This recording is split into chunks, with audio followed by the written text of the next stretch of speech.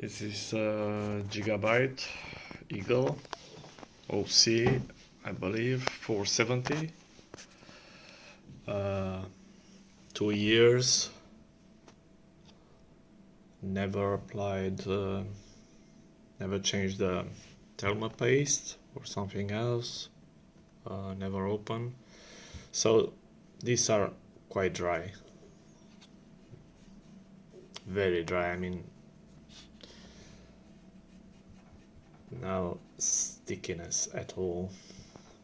So this is the VRM block, including these are very dry. These are a bit sticky, so these are not that dry.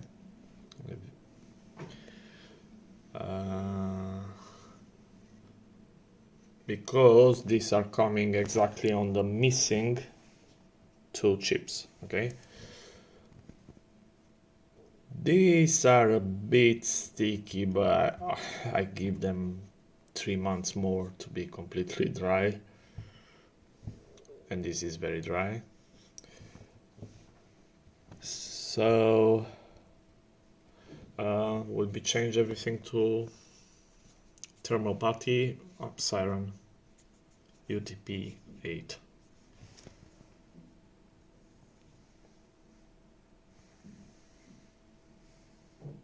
After we'll be clean with alcohol, and these are the micron memories, and I believe it doesn't have any thermal pads on the backplate for the backplate.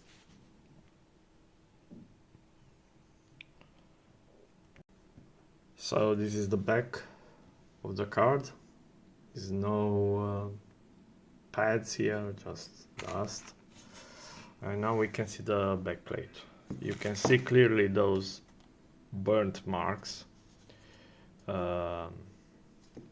dust that was burned and made some mark in there, because these, I believe, are SP caps. They went too hot. I didn't realize the SP caps can be that hot. Well, apparently they are. And will be some thermal putty on this VRM block, as wider as I can. I mean wider than the mirror. So we can see there are no glue. There is no glue on the corners of the core or the memories, but on the other hand, the soldering is missing lead. You can see here the sign, no lead, which is always problematic, as the soldering can become brittle in some conditions, or if the card is bent.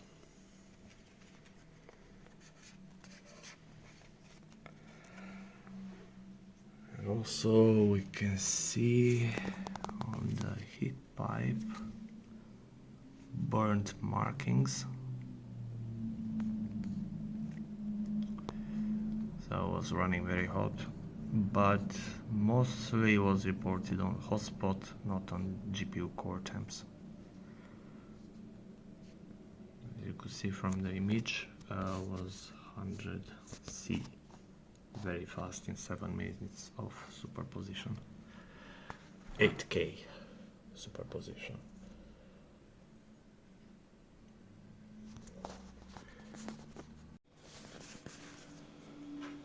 Now here we have some paper, so they add the pads with some paper, adhesive or not, I don't know, but it's no good. This one as well, it's clearly paper. Maybe they forget to remove it, I don't know. Here as well, paper. Now, some of these little pads, they are responsible for cooling 2 driver MOSFETs. And if it was SP caps, I'd say okay, but for driver MOSFETs, such pads with silly paper on the bottom doesn't do the job properly. Can't transfer heat fast enough to the heatsink. This is a bridge they put over the heat pipes, so we have 2mm thickness here for graphics memory, VRAM, and here we have like 1mm. Yeah? Now this can be removed, but then if you remove it, you link the thermal putty or the pad, whatever you decide to put, directly to these heat pipes, which comes from the core. So I think they try to avoid that, but still this aluminum plate is still taking some heat from the heat pipe. I don't know what is on the bottom. Kapton tape. They try to isolate this bridge from the heat pipe. I don't know. I'm not gonna remove it because it's not my thing to do now. It's not my card. And I will just put thermal putty over here. And these are the most dry thermal pads, as I said before. And those gonna be changed. These are just cooling some capacitors, the tall ones. You don't need to get very clean little pads thin here made out of thermal putty. You can link all except this one, because these capacitors will run way less hot than driver MOSFETs, and the driver MOSFETs are on this line. And heavy, good contact here, and it will suck a lot of heat. So I'm gonna lay the putty on the VRAM. What I want to say, do not cover only the tip of the chips, as the pads usually are just on the top of the chip. You can use the side of the chip and cover it, okay, because the heat is not only on the top of the chip, never is. So then if you do this and cover the margins of the chips, the memory chip, then you have a wider area. Now, ideal, you don't want to link the core to the VRAM. You can do something like that. There will be a bit of linkage, but it's not much. It's not much, and will be fine. And of course, another thing, one of the memory chips can go hotter than the other. So somehow you unify that heat and spread it around. That is the corner of the chip. I'm gonna put some there as well. I need a thinner layer on this side because of this bridge. Yeah, so the cooler is taller here. So we need contact when we press down the cooler, and contact everywhere, including on the core, of course. And here we need about 2mm thickness. Here is partially done. This is the most important line now. which I'm working now, is for driver MOSFETs, which are these little black ones. I've got a bit of hair on my spatula. Cats. So yeah, we need to cool this properly. These are just some switches, but because if they run hot,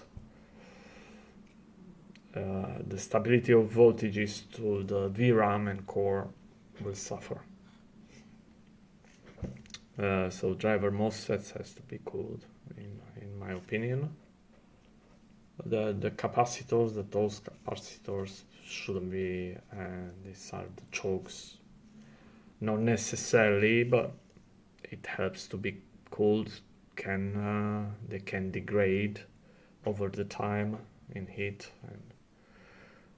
So the reason for pads here maybe lies the pressure when you press the whole cooler over the.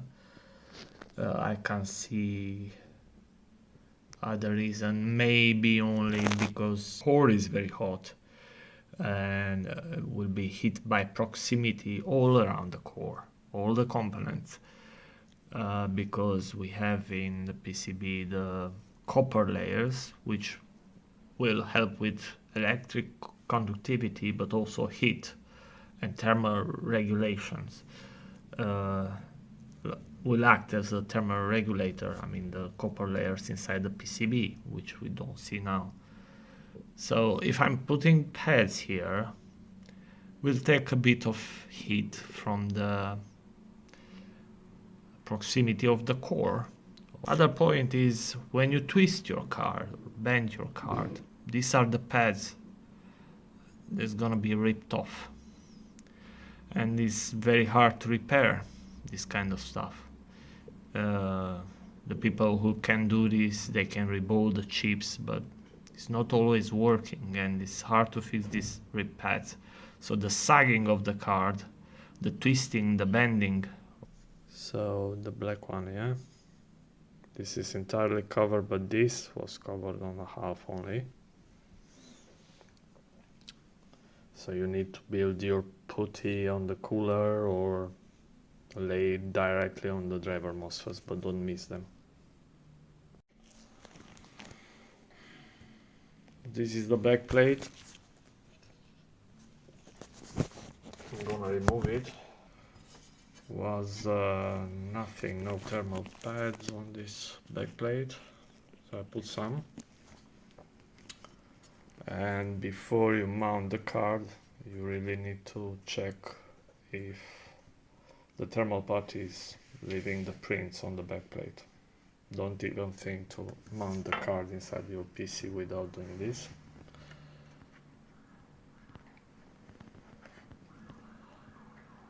You can see the black little driver MOSFETs.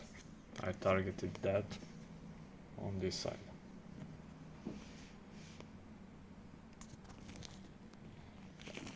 The gap in between backplate and PCB, as I measure, is about 3 millimeters. It's looking that it's thicker here, but if I put thinner thermal putty, won't contact. You have to be careful when you press the backplate, so the standoffs not gonna hit your PCB. So align at least with these first holes right here on the margins of the graphics card, and then align the rest and the standoff to go where it should go and not hit your SMDs on the PCB around there.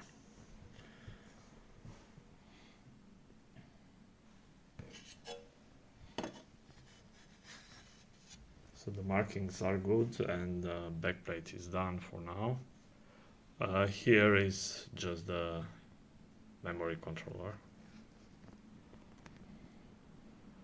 You have to mirror as best as you can from the other side and place the putty right there. And this is the marking from memory controller. These two are not so important here, they're just some SP caps.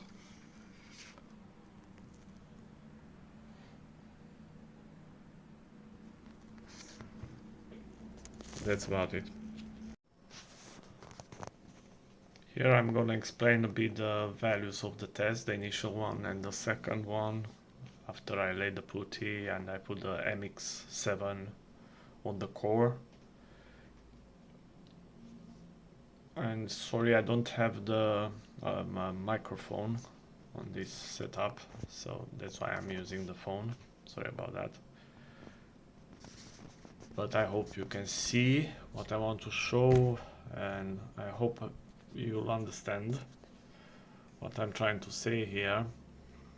As you can see in the text, the hotspot and the VRAM reach 100C in just 7 minutes of this benchmark, which is superposition 8K optimized high settings, as you can see here. The fans was running about 62%, which is about 1600 RPM, but the fans of this card are about 70 mils. I really don't think they are 80, and I'm not sure how thin they are, roughly around 10 mils. So that's the thickness of the fans, but of course I didn't deshroud this card. Still got the original fans. I just put thermal putty. So the initial test was 7 minutes. I stopped the test because the temps reached 100, which is the maximum temps, right? And on the average we can see 83.5 and 84, 83 on VRAM, 84 on hotspot. But the owner, as you've seen earlier in the video, complained about Spider-Man 2, the hotspot reach 97. Okay, that's why I didn't use the time spy benchmark, because that benchmark, the hotspot didn't get too high, get around 70. So I use superposition. So you press game, and then when it's in full screen, you'll see in the corner, upper left corner, cinematic. You press the button, and then the benchmark will go for how long you need. Because if you do just the benchmark, you press the benchmark here, it's just very short and doesn't reflect the reality in the temps of your card. So I use half an hour, 8K, even if your screen is not 8K, doesn't matter. The benchmark will force your card to work in 8K, so you'll see the reality of the temps. Okay, and I think half an hour, 20 minutes, half an hour will reflect a game session of 3 hours. So we measure the endurance of your cooling in your case and your card. Who's gonna play 15 minutes only? Usually you play 1 hour, 3 hours. So if half an hour looks fine in terms of the temps of your card, then it's good enough, in my opinion. Now about max temp and average. I usually take in consideration the averages. They are more important, the last column, right? Here we have the average, right? 83, 84. This is the initial test, 7 minutes. And because the max temps, we don't know for how long the card stayed in the max. Could be a fraction of a second, 2 seconds, 3 seconds, we don't know. We can't see the hardware info thingy because the benchmark is working in full screen. This benchmark, if you try to alt-tab it, or it will just close. So we leave the hardware info working in the background and measuring the temps. So here, this is the secondary test, and we can see we have 75.8 and 77 VRAM and hotspot, right? So we have a delta of 7 to 9 degrees difference after I lay the putty and clean the card. And on the max we see a delta of 18 degrees and 16 degrees for the hotspot. So you see how the biggest difference between maximum and average, and that's normal. But I usually take in consideration the averages. In my opinion, those are reflecting the reality. Of course, with the hardware info, you have to open it just seconds before you open the benchmark. And then the moment you decide that the benchmark is done, it passed already 20-30 minutes, you take a print screen immediately after you close the benchmark. Don't wait 1 minute, 2 minutes, because the averages will be influenced and will not show the reality.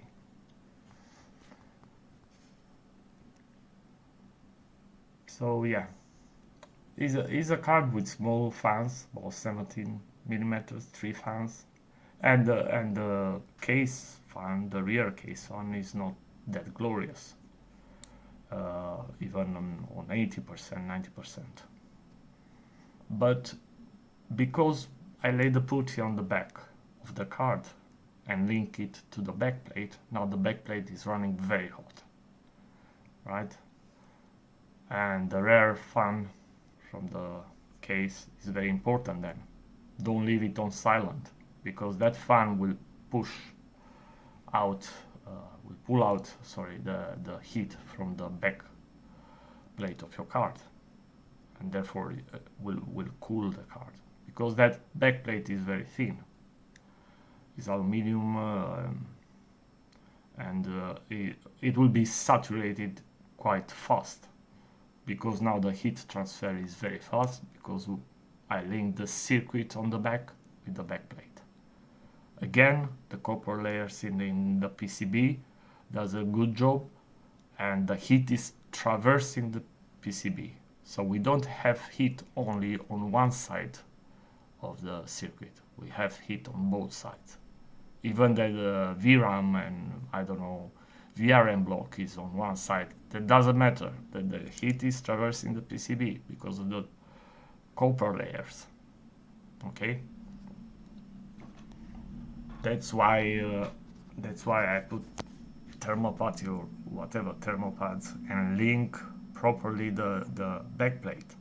Backplate give rigidity to your card, structural strength, so it won't be bent or whatever, but it also helps in cooling, especially if you add on the backplate a fan, which I did. An Noctua A9 is a 92 millimeter, is enough, and you just sit it on the backplate and in pull configuration, not push, so that the fan on the backplate will just pull the heat from the already very hot backplate. So we'll help the rear fan of your case and will throw the heat to the ceiling of your case, and then it will go out eventually, especially if you have a fan there. But I'm very happy with these temps. Maybe it could have been better than that if I laid more putty, but then you have to do it and redo it again and add more putty. It will take more time. Close the card, open the card. The idea, you need to have a wider footprint, a wider contact with the backplate. The wider the contact, the better. Okay. Yeah, don't target just few chips. Go wider, because the wider the contact, the better heat dissipation. Okay. On the secondary test, I mean, even on the first one, yeah, we have the card consuming around 200 watts, which is not much, but didn't cool properly. I mean, 7 minutes test and we already have 100 max and 102 on spot, 83 average and 84 for VRAM and hotspot. And in secondary test, 23 minutes, we have 82 max on VRAM and 84 on hotspot. So we have good deltas, good difference, 75, 79, let's say, 76 on VRAM and 77 on hotspot.